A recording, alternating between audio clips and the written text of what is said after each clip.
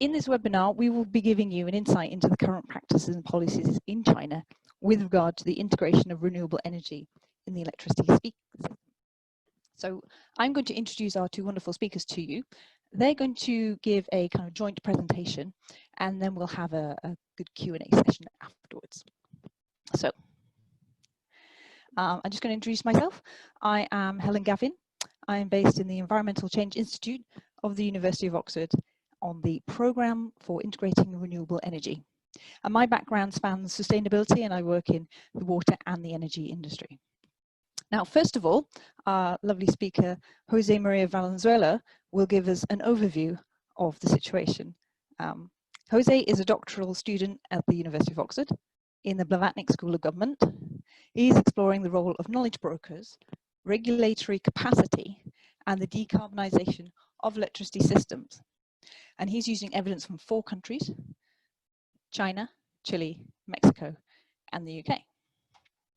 Now, previously, José worked for Mexico's Department of Energy on climate change and renewable energy policy, and for international, transnational, and national organizations in Mexico and the United States. And then José will pass over to Hao Zhang. And Hao is an assistant professor at the Faculty of Law in the Chinese University of Hong Kong. And he's recently completed a PhD at the University of Melbourne in Australia. Now, Hao teaches energy law and Chinese law, and his research interests are primarily in the fields of Chinese energy law, climate law, and comparative environmental law. He's currently working on the legal issues surrounding the green economic transition in China, as well as China's energy sector reform. So, these are our two speakers. José, would you like to kick us off, please, and start your presentation? Thank you for the introduction. Thank you for the invitation to be part of this webinar series of the Oxford Martin Program on Integrating Renewable Energy. I'm part of the Blavatnik School of Government, but I try to be very active in this interdisciplinary research group. So as Helen mentioned, I'll divide my presentation in 2, but the first part will be very introductory, and hopefully it will help you figure out your own opinion about whether China is doing well or not. It will definitely not give you a straight answer. But first, it's important to consider how China looks against other countries, other regions of the world.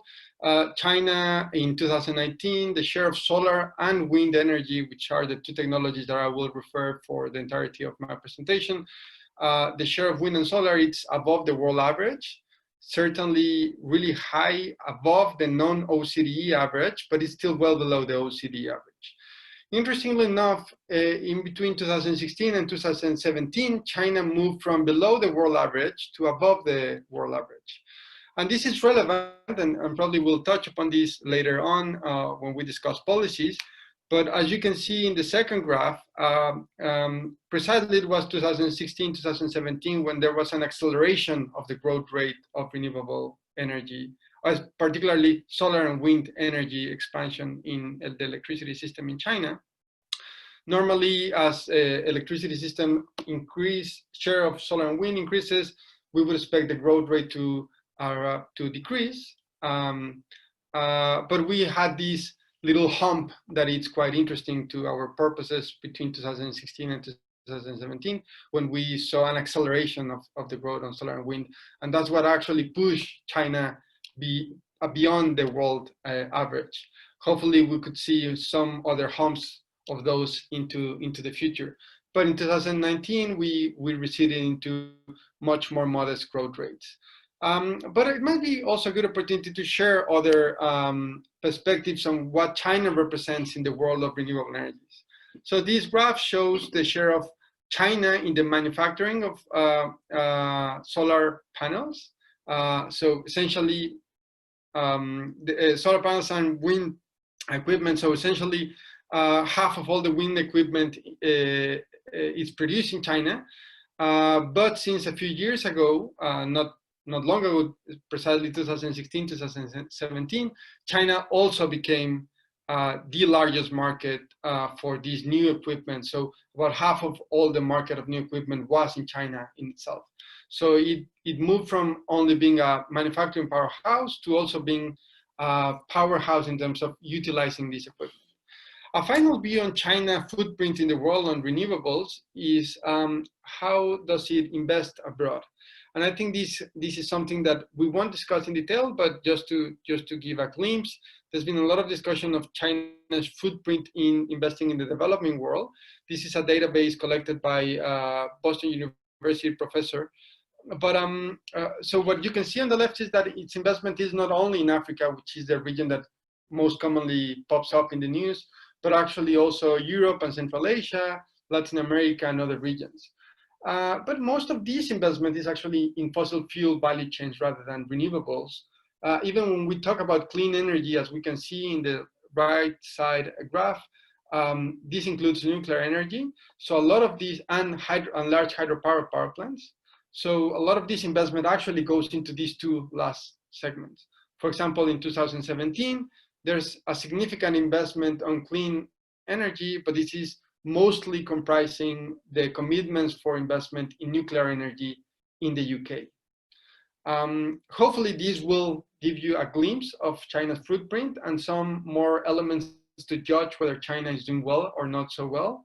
But before moving into my own research, I'll pass on the baton to Hao to have a discussion on the current policy scenario. Hello, everyone.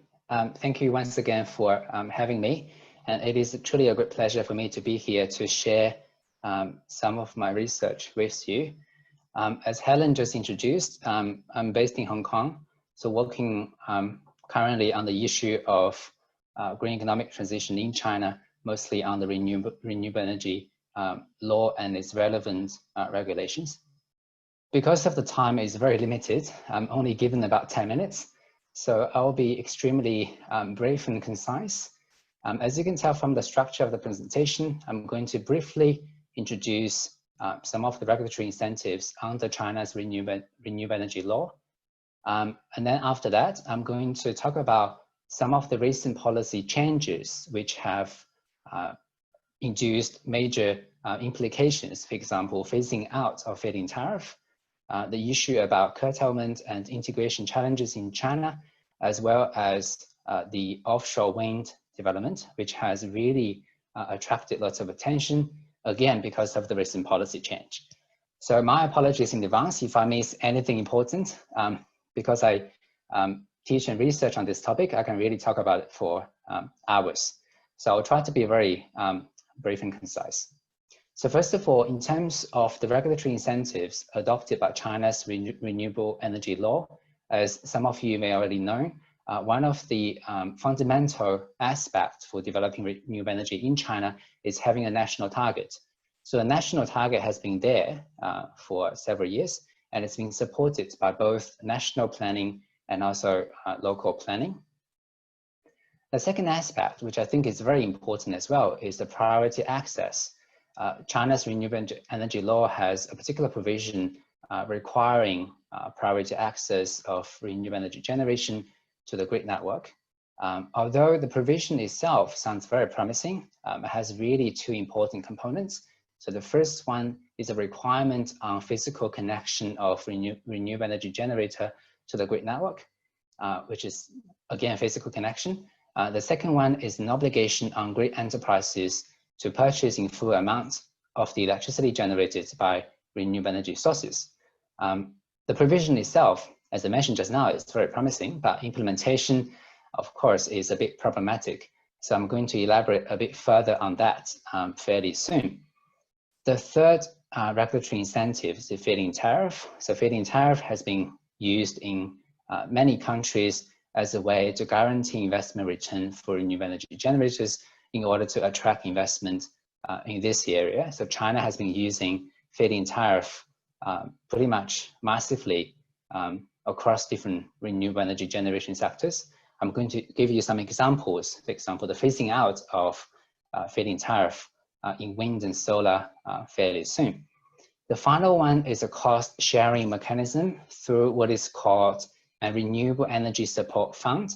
So the money of the fund is coming from central government budget, as well as collection of surcharges from certain end consumers. As many countries have already experienced, the Renewable Energy Support Fund through central government budget is not going to be sustainable in terms of supporting renewable energy development and deployment. In China, for example, the shortage for the fund to date is roughly about 300 billion RMB, meaning that some of the renewable energy generators haven't even received the money they should have in the first place. So it is going to be a huge problem in the future. And also it is one of the fundamental problems why there has been a trend for phasing out of feed-in tariff. Other reasons, obviously, for example, is the reduction of the cost of renewable energy equipment in China. China has been producing massively on the front of renewable energy generation equipment, and also the cost of production has already been reduced significantly.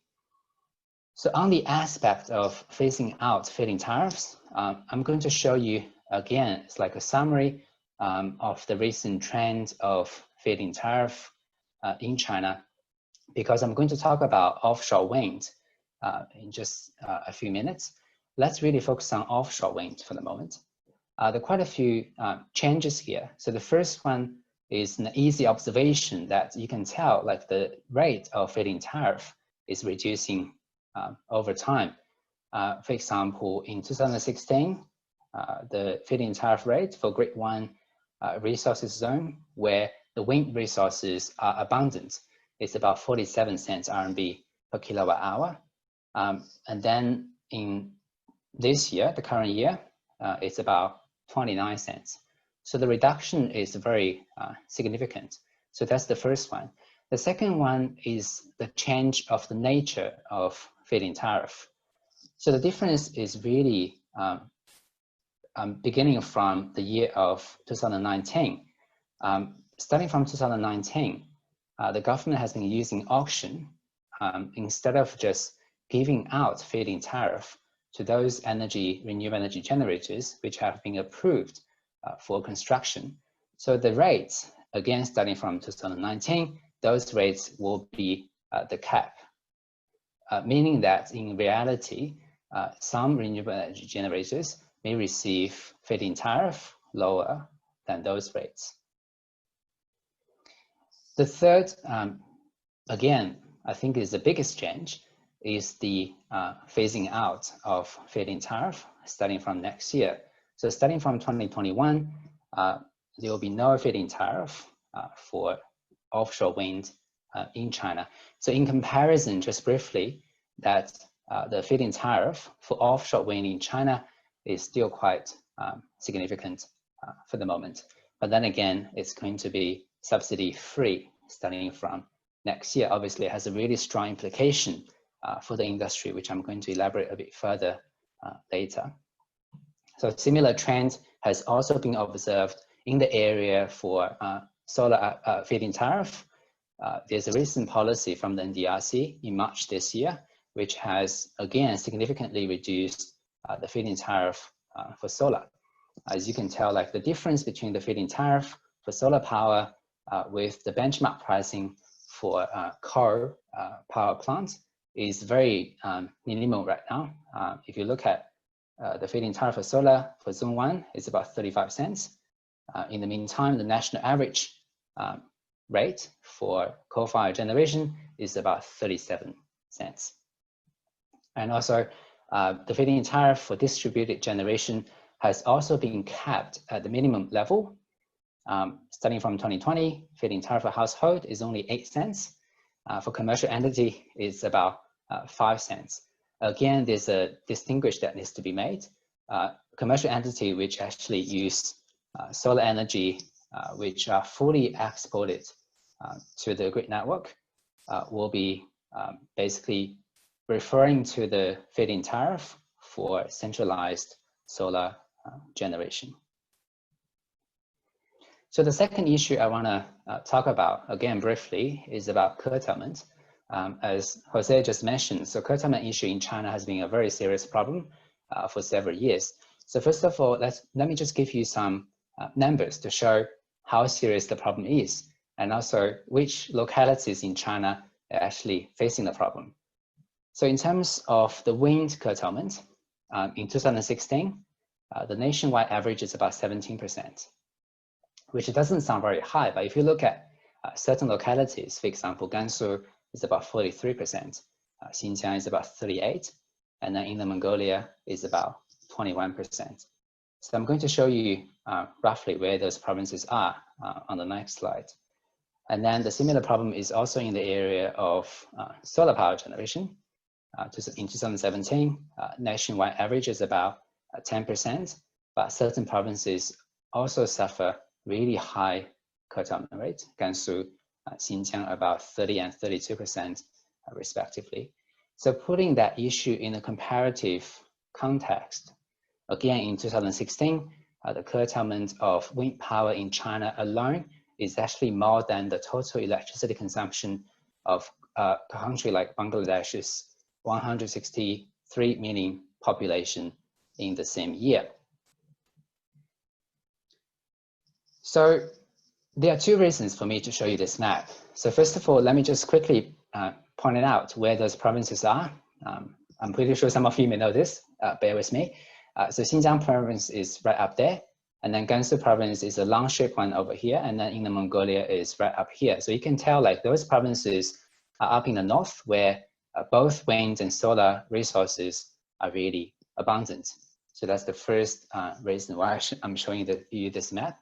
So the second reason is about the theme of this graph, which is the available capacity versus peak demand in China in the year of 2016. So the number here might be a little dated, but I think the issue here is still ever present in China, which is the issue of overcapacity of generation across provinces in China.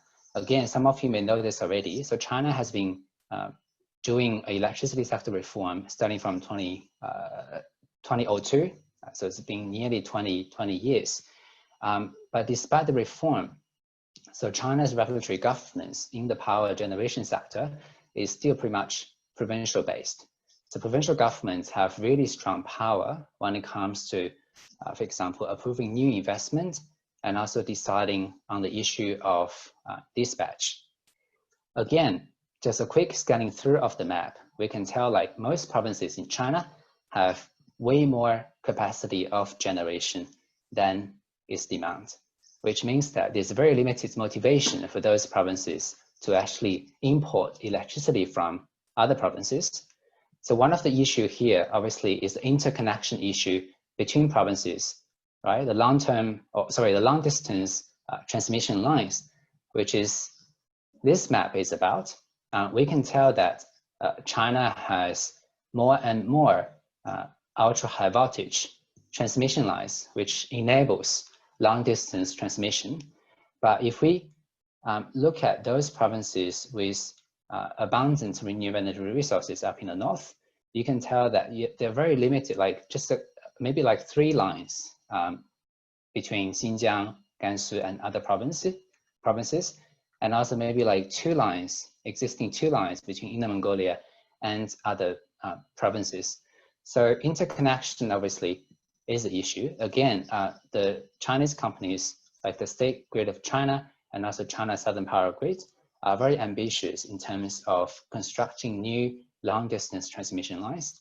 So I think the technological issue is not going to be a huge barrier in the future as more and more long distance lines are going to be put into place. As a lawyer, obviously, my focus will be on the regulatory and also the governance aspects. Again, I don't really have time to go into detail. Please allow me just to show you very briefly some of the insights from my own understanding and also research. So the first one is pretty much about the issue regarding access to the network. As I mentioned, so China has been doing the reform for nearly 20 years, but then the issue regarding access to the network has not been fundamentally changed in a systematic approach in China. So one of the example here is the different batches of experimentations that the central government has been doing in the past few years. So one of them is regarding the green dispatch.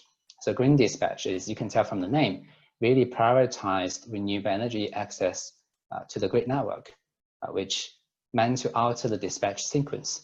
But then most of the experimentations failed to deliver what they want to have in the first place because of the strong interference by the provincial government.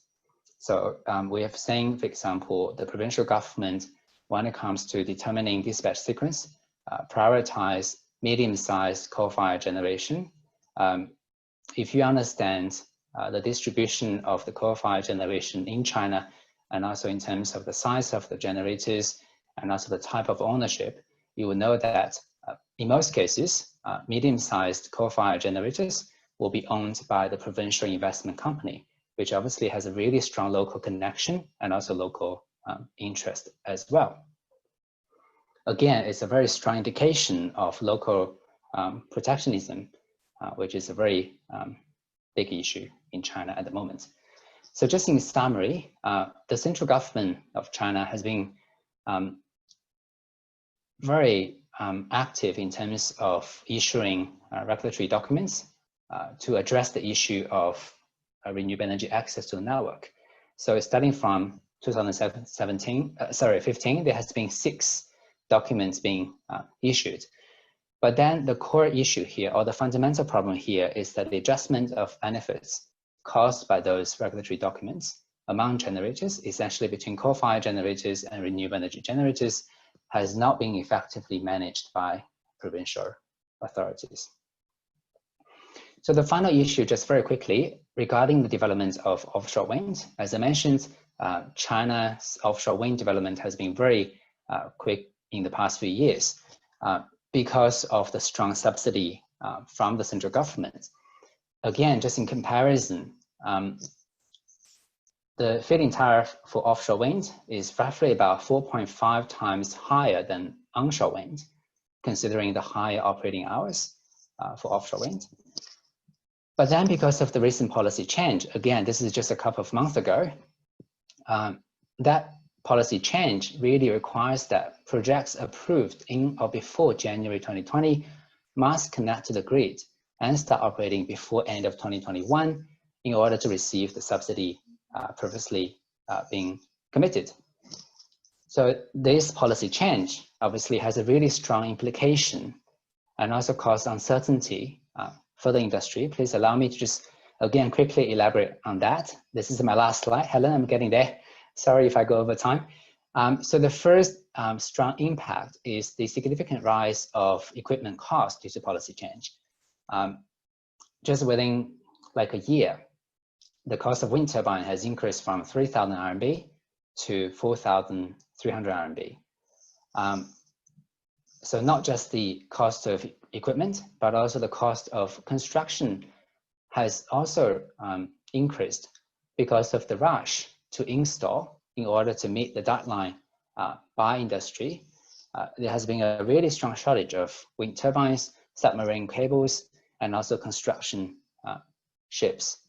Again, the policy change is highly likely to significantly reduce the new projects and also impact the proliferation of offshore wind development in China, and also its technological advancement. Finally, this is really my own observation, is that I think it is a very critical moment for offshore wind to take off in China, but then because of the policy change, future development largely depends on the cost of equipment and also whether provincial, some of the coastal provincial governments in China commit to support. Thank you very much for your attention. I really have to stop here. Any questions you may have, we can have a little discussion later on, or you can drop me an email. Back to you, Jose. So I'll take it from here. I think this has been a fantastic discussion of the policy challenges. I saw within in the chat that I mentioned about the trend of curtailment beyond 2017, and this is right. I'd like to continue precisely with that idea. The fact that since 16, 17, we've seen a decrease in the level of curtailment. You will remember from my first slides that there was also a decrease in the growth rate of wind and solar installations. But essentially, it is true and a kind of a relatively positive sign for policymakers that after the government set up targets for solar and wind curtailment in 2018, 19, and 20, the rate of curtailment has been below that level. Now, let me just summarize from my perspective. I think I agree with essentially all the points made by Hao. One of the challenges, the incumbents' preference or kind of stakes on the installed capacity, essentially of coal-based value chain. This is true. It's also true that they are also the main asset holders on renewable energy and key investment on flexibility infrastructure. Let's say, for example, hydropower storage power plants. There's the problem of localism in generation, the preferences of provinces to buy electricity locally as much as possible, intervening in the market, therefore. But as Hao showed, there's also a growing interprovincial trade infrastructure that it's increasingly being used, even if not at its full potential for truly creating economic efficiencies. And there's the big problem of the revenue sufficiency. If I'm not mistaken, Hao mentioned 300 billion RMB shortage already.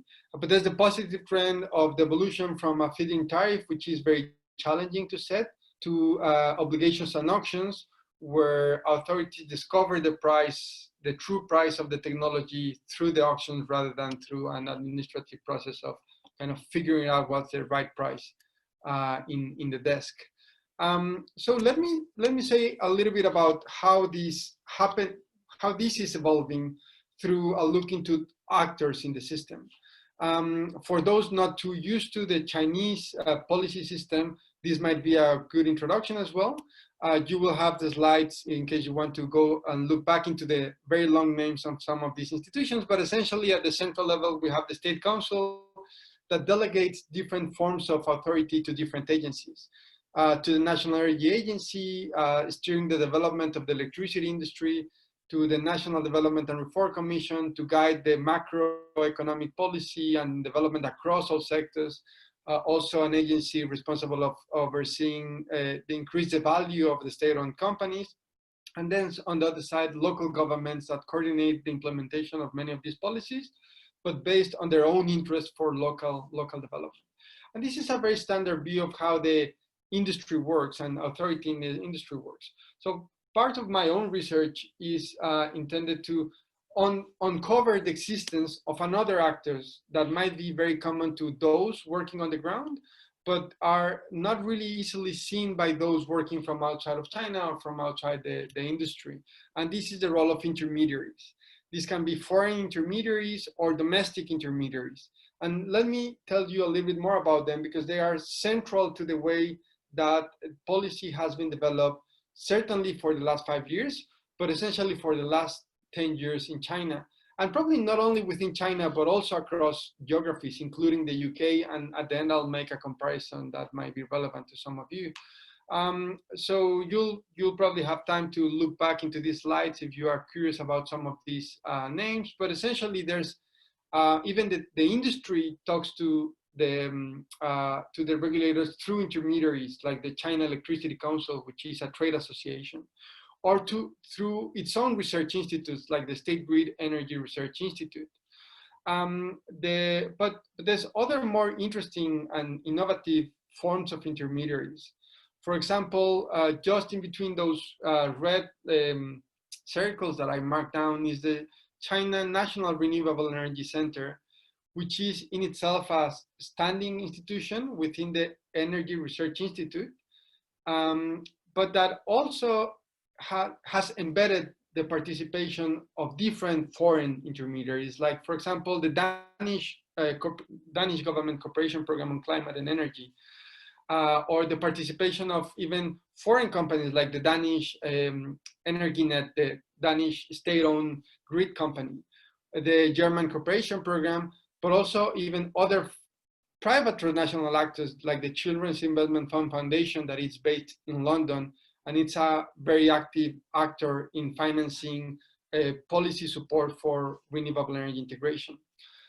So let me say a little bit more about these intermediaries, just to provide examples and maybe guidelines on what, if you are interested, what could you look into. For example, on market implementation, Hao already mentioned that this new process of market implementation, that it's intended also to increase the share of renewables. Well, the central government gives some guidelines to provincial authorities, and then the question is, what happens next? Well, in between this kind of gap of implementation, there's the role of intermediaries. So the central government has defined some of these intermediaries to be kind of accredited agencies to support local governments in implementation. And these include state-owned research centers, but also more autonomous universities, like, for example, Tsinghua University, that it's included within the list. A second example that I really like a lot, because it allows me to compare countries, is the role of planning, and who really does planning and what type of planning is done in China or even elsewhere, like in the UK.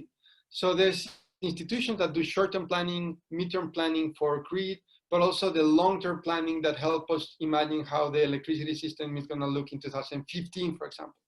So I'll just pick up that last example because of not enough time to discuss further. But for example, the China National Renewable Energy Center has been developing these long-term production planning or production scenarios that have a very long-term view in a very similar fashion to what the National Grid electricity system operator is doing with the future energy scenarios, or the Climate Change Commission has been doing even before the National Grid. So I found it quite interesting that even in the case of the UK, these future energy scenarios are quite new. Actually are as new as the work of the China National Renewable Energy Center. So these phenomena are across the board, across geographies, some new functions that are being asked from the government that were not there 10 years ago, and definitely not 20 years ago when market liberalization was at its height. A third example, and I'll just close with this example, is the increasing role of monitoring. Even within the context of state-owned companies, this is surprisingly not necessarily different, or shouldn't be different from countries that have fully privatized systems like the UK. Let's say the Chinese government set up new targets on curtailment.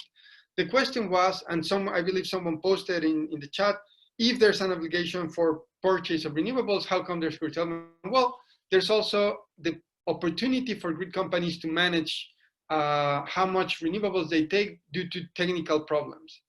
Now, there's the question, who can check on the grid company's decision on technical grounds, right? These are very hard to make.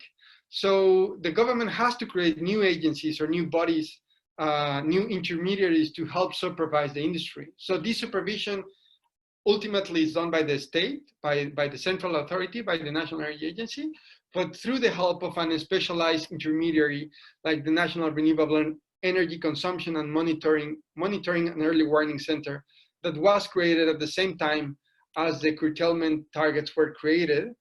So there's this kind of institutional dimension to the relatively successful story of reducing curtailment. With this, I would really like to encourage all of the listeners to also look into these other actors that are not essentially the central government as we know it, that are research institute, expert organizations that are very, very relevant, even if they are not so evident within our eyes, not only in China, but also in other countries. Thank you very much, Jose and Hao, for your presentations. We've been on a worldwide whirlwind tour of what's happened in the past, how China rates in terms of context against the world, and what's currently happening now. Both of you, can I ask you a quick question? Your response to that poll question I asked at the very beginning, like, how well do you think China is doing with regard to decarbonizing its electricity system? Just very quickly before we go on to the main Q&A.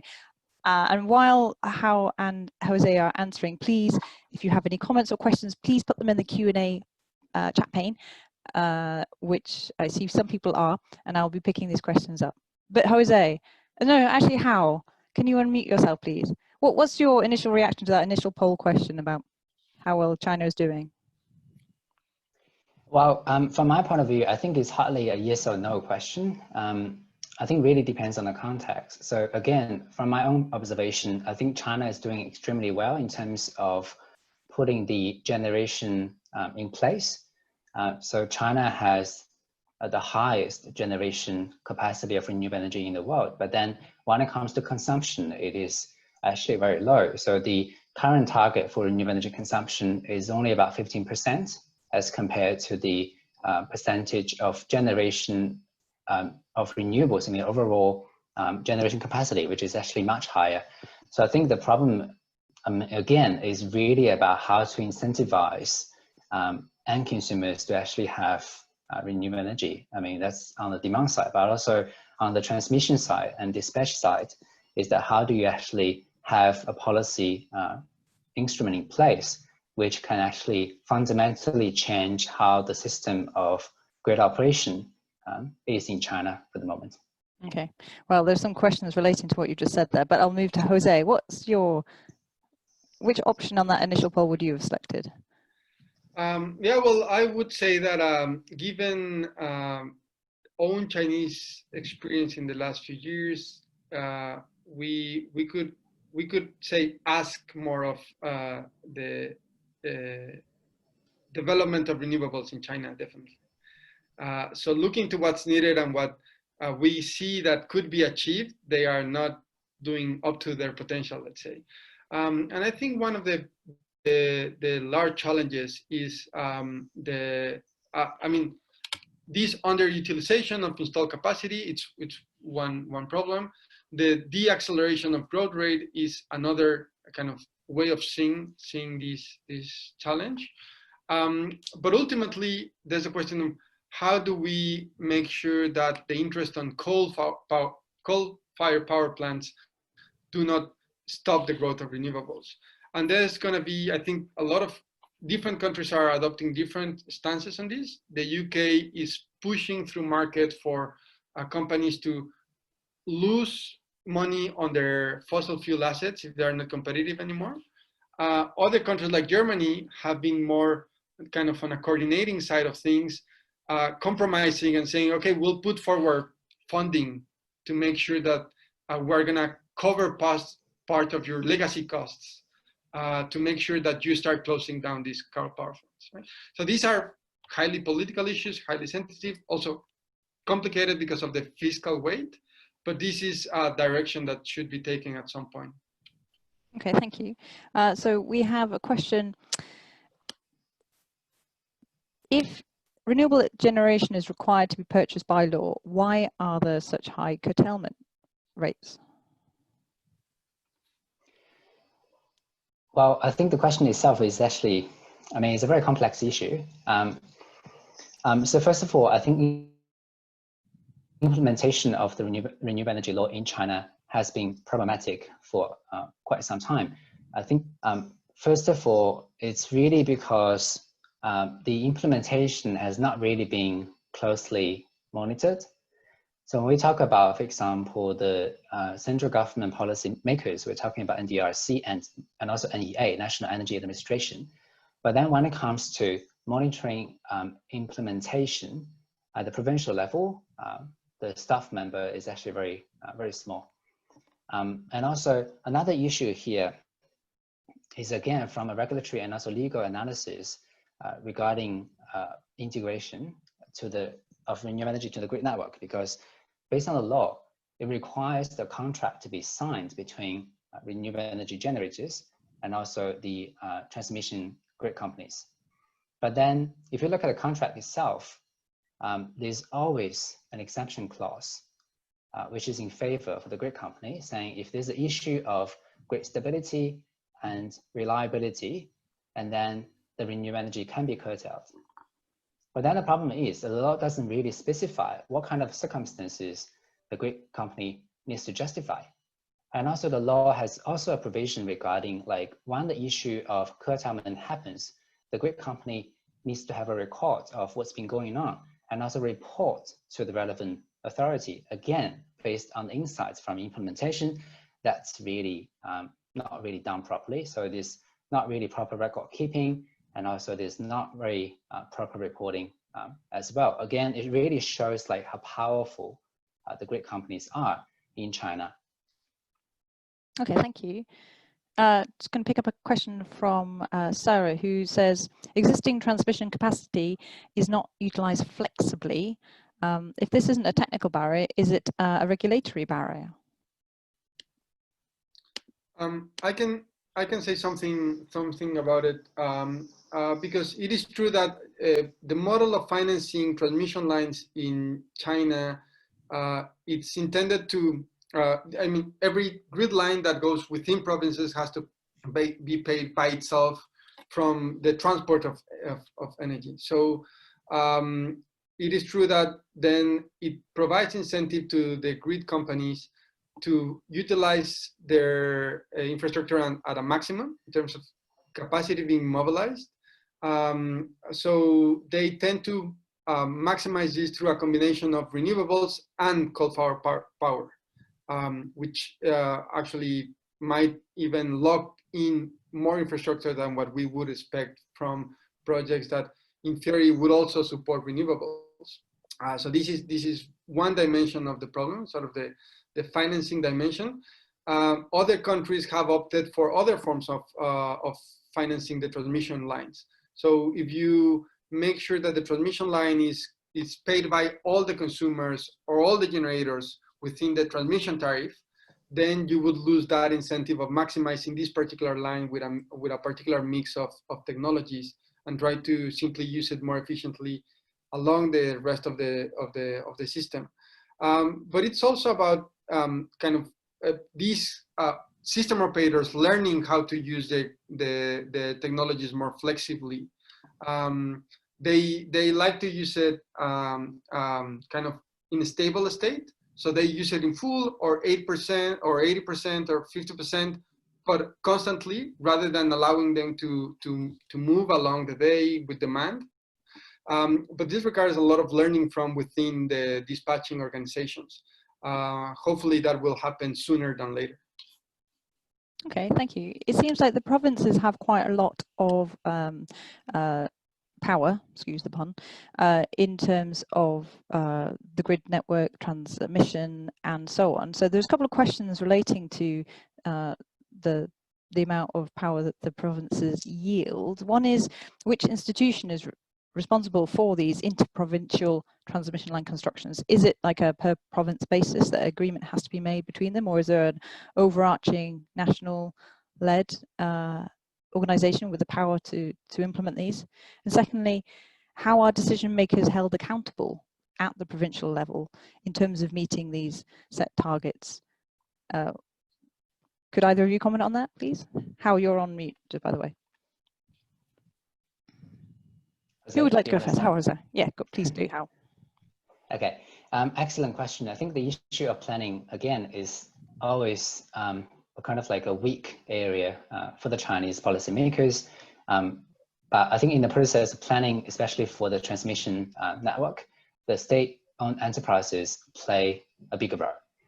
But then the problem is, I think because of the limited transparency regarding the planning process, very little has been known actually how that works in practice.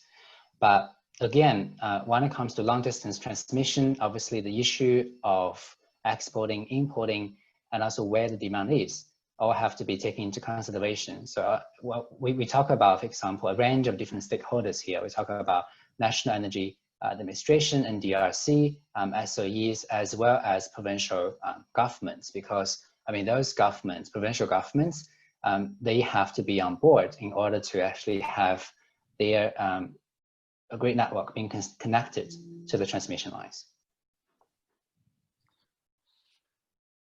And I can say something about the accountability. So there's different dimensions on the policy. So for example, the targets that Hao mentioned on shared renewables are intended to be for whole provinces. So the level of accountability there is quite diffuse. But the targets on curtailment are more specific to grid companies. There's 3 grid companies, one for Inner Mongolia, one for, let's say, the northern part of China, middle and northern part of China, the state grid, and one for the southern part of China. So these grid companies have more specific targets on curtailment, and they could be held into accountably more easily. But there's the problem of defining what's the relatively reasonable level of curtailment. When do a certain level of curtailment is reasonable due to technical constraints? When could it be, when it's, let's say, unreasonable? So these type of challenges we see across all the countries, including the UK. And the first challenge that has to be solved is, how do regulators or governments, let's say the National Energy Agency, make sure to have good information to assess the performance of the grid companies, right? And this is where these new institutions like the monitoring center, the consumption monitoring center, become really key, because as central regulators with very few staff cannot really follow the day-to-day development of the industry. But maybe other engineering institutes, sometimes based at universities, sometimes based at autonomous research centers, they have the time, the capability, and the resources to actually keep track of what's going on, let's say week to week or month to month. And one of the most interesting differences in how the government, the central government, is monitoring the grid companies is that normally before they would look at the performance at the end of the year. Now they look at the performance at the end of every month. So even that time dimension makes a difference to accountability. Okay, thank you. There's a question here about why there may be a preference for onshore wind as opposed to offshore wind, given that the key locations for offshore wind are located nearer the centers of energy demand. And I'm going to tie in another question, which is the construction of transmission lines over very large distances. Does this actually favor more kind of coal or fossil fuel power generators, allowing areas where those resources are found to generate power and send it across, rather than, say, creation of more microgrid or smaller grid networks that would favor maybe renewables? Well, if I may, I can share some of my understanding and also observation as well. So comparing onshore and offshore wind, obviously onshore wind has been developing in China way longer than offshore wind. And also when we talk about feed-in tariff, I think feed-in tariff plays a very important role, because I mean, it's really attracting investment. But then the feed-in tariff, the real rate in China is actually way more complicated than the number I showed you just now, because the feed-in tariff is actually composed of both subsidy from the central government as well as provincial government. But then when we talk about the subsidy from provincial government, it really varies. I think at the very early stages, obviously, when we look at the resources zones, so northern China is preferred for onshore wind investment simply because it is abundant in wind resources. So I think that's one of the major considerations, and also the huge support from provincial government as well. I would add that kind of in the history of solar and wind development across different countries, there's first a stage where developers and governments try to maximize the renewable energy resource. So they locate projects wherever we see in the maps that are more abundant, in the deserts or in the mountains where there's more wind or where there's more sun. And increasingly then systems move into actually not maximizing the renewable resource, but maximizing the grid, right? And then we start locating projects wherever there's available grid infrastructure, wherever there's gonna be more economic value to the generation of the project, seen as a whole, as a part of a system rather than a single project. I think China has already moved from that first stage where we wanted to locate the best resource to locate the projects, whatever it's best for the electricity system. Okay, thank you very much. Okay, question for Hao now, from Philip Andrew Speed, who says, why aren't non-governmental organizations and other actors not able to successfully sue the new recent administrative laws, to use those new administrative laws to sue state actors for not dispatching clean energy? There have been a couple of cases, but they're going nowhere fast. Can you comment on that, please? Well, that's a really excellent question. Obviously, I think Professor Andrew Speed has been following the cases in China recently. So just for your information, for those of you who don't really know what's been happening on that front, so there has been 2 cases recently brought by Friends of Nature to actually sue the grid companies in both Gansu and Ningxia for the curtailment of renewable energy in their respective provinces. So one of the cases has already been turned down, and then the other case is still ongoing. So it's been actually 2 years. So it's taking way longer. So it is actually very relevant to the issue of filing cases in China as a civil law, or some people actually call socialist law system. Filing cases in China is a bit more complicated. For example, you really need to have a base of the law to actually file a case. So in the context of renewable energy curtailment, although I just mentioned that there's a contract, but obviously the grid company is actually exempted based on the clause in the contract. So it's hardly to be a contract case. And then when it comes to the tort law, it can be based on the provisions in the tort law, but then you need to have sufficient evidence to support your claim. So that's also going to be a little tricky. So the case which is ongoing right now is actually based on the damage to the environment instead of the curtailment itself directly. I think Professor Andrew Speed is right. Like the newly amended administrative law has a bigger scope actually than before when it comes to filing cases, for example, bringing government agencies to the courtroom. But in this context, I think the cases are actually more about the grid companies instead of the government agencies, although obviously the government agencies play a very important role in managing dispatch as well. But I think it is a very tricky issue to actually bring them into the courtroom based on the administrative litigation law. But I think the scope is actually there already. Let's see what's going to happen in the future. That's promising, thank you. We're running out of time, so I'm going to ask one last question, and I apologize for everybody who's put a comment in or question in the chat pane and we've not been able to answer.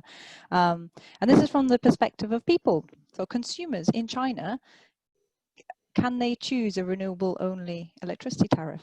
Do you know? From consumers? Yeah, regular consumers, is that possible? Based on the recent electricity sector reform, only a certain, like, it has to be large enterprises, large consumers who can actually directly kind of like purchase electricity from generators. But then having said that, although the reform was initiated in 2015, it's been 5 years now, it is going extremely slowly. Again, because I mean, there's so many barriers when it comes to implementation. So again, the possibility is there because part of the reform in 2015 is really trying to transform the role of grid companies. Again, just for your information, there's no separation between transmission and distribution in China. So when we talk about grid companies, State Grid, for example, it manages both transmission and distribution lines. So although the role of those transmission and distribution companies have been transformed, so they can only charge transmission and distribution tariff, which actually enables direct trading. But then, because I haven't really followed up on this area, theoretically, I think it is highly possible, but realistically, I think when it comes to really purchasing 100% electricity from renewable energy generators, I think it is going to be a little problematic, again, because of the issue of grid stability and security. Okay, cool. Well, thank you very much for that. Well, let's fingers crossed it will happen in the future. We've run out of time, so thank you very much for everybody who's joined us. Thank you very much, Hao and Jose, for your presentations. And I hope everyone on the webinar feels that they know a bit more about renewable energy in China. So let's say thank you and goodbye by waving our hands. So thank you very much and goodbye. Thank you. Bye. Take care.